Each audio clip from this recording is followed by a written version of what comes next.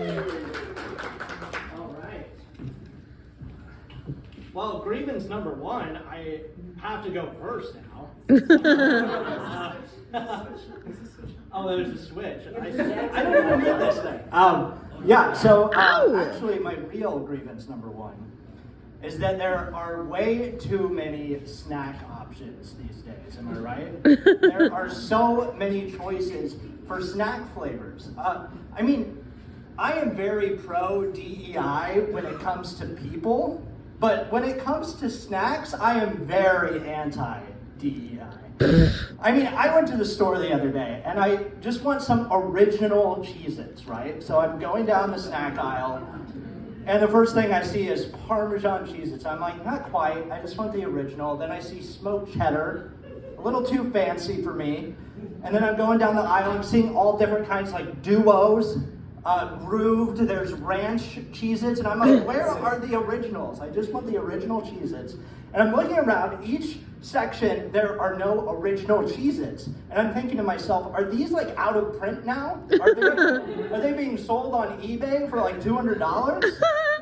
And then I finally get to the bottom right corner of the shelf, and I finally see original Cheez-Its. And I make sure to grab one, and I'm like this, running out of the store, but there are just entirely way too many snack flavors now. It goes the same with drinks. Think about Mountain Dew.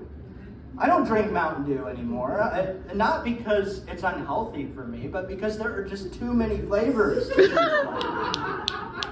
Back in my day, there was regular Mountain Dew, there was Code Red, and then there was the orange one. That's all there was. And then there was Baja Blast, but it was only at Taco Bell. You couldn't just go in the store and get Baja Blast Mountain Dew in a 20-ounce bottle. And that's the thing though. Capitalism, it's destroying the snack industry. Yeah. Thank you. I'm talking about the important stuff up here. But you know what capitalism is also ruining? A lot of other things. And that brings me to my second grievance of the night. And that is pet profiles. And I'm not even talking about pet rent, okay? In my last apartment, I had to pay pet rent, and I have my issues with that. But I'm willing to shell out $60 a month for my pets in case they puke on the carpet or something. But on top of that, they made me pay $25 per year to host my pets on a pet profile. Now, you might be thinking to yourself, is that like MySpace for pets? I wish.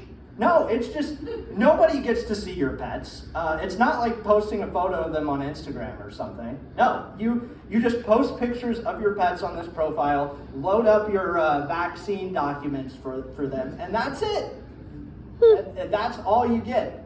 And I'm like, how am I paying money for this service? There's not even a service being provided here. So I made sure to spend every single day that year on my pet profile. So I got every dollar's worth. I would pull out my phone. The first thing I would go to is my pet profile. I would just bring up pictures of my boys, Frank and Floyd, and just be like, you are so cute. And that was how I got my money's worth. But then the next year, when the bill came due for year number 2 of the pet profile, I was like, you know what? I'm going to take a stand. I'm not going to pay my bill this year because I don't believe in pet profiles. And you know what? They kept messaging me. They kept saying, you have a bill due. And I'm like, I'm just going to ignore this. And it taught me a lesson about life. You can just ignore your problems. Nothing will. All right, and then my third grievance. If anyone has done any of these rideshare apps, like delivering food and stuff, my grievance are tip baiters. Does anybody know what a tip baiter is? Okay, so tip baiter is on these apps. You'll get a certain offer for a delivery, right? It'll be like $11 or something, and that's with tip included. But the customer, who they claim is always right, has the option to remove your tip an hour after service is completed. Yeah, it's not good. It's not good. And so I got a delivery the other day at Taco Bell. Made sure to get a Baja Blast while I was there. Only at Taco Bell.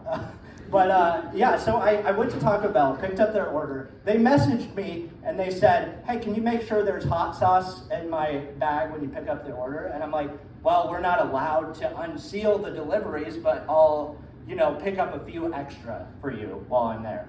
So I pick up, I go above and beyond service-wise. Just in case there wasn't hot sauce in the customer's bag, I got a few extras. I went to their apartment, delivered the food. They looked me straight into the eye and said, thank you. And then we parted ways. I thought everything was fine. I opened the app later. They removed my tip. Boo. I know, right? It's a tragic story. But the thing I took away from it was that how do these people have the gall to take a tip away when you have their address? Now, I wouldn't do anything, I promise you that. The worst I would do is write a strongly worded letter. But it takes a lot of gumption to do something like that when your delivery driver knows your address. And then I have one final grievance for the night, and this is something from my childhood, actually. So when I was a kid, I was about 13 years old. I was playing at my neighbor's house, and we were kind of going in and out of the house and, making a lot of noise. And my friend Kyle, his dad, he came out and he was like, are you gonna go inside or outside? Like, how long are you gonna be outside, so I know? And then, like a smart-ass 13-year-old, I say, 60 minutes. And he just looks at me, dead in the eyes, and he says, you're not funny. You're nothing. And I am living the rest of my life on stage to prove him wrong. Woo! Thank you. Thank you. Happy airing of grievances.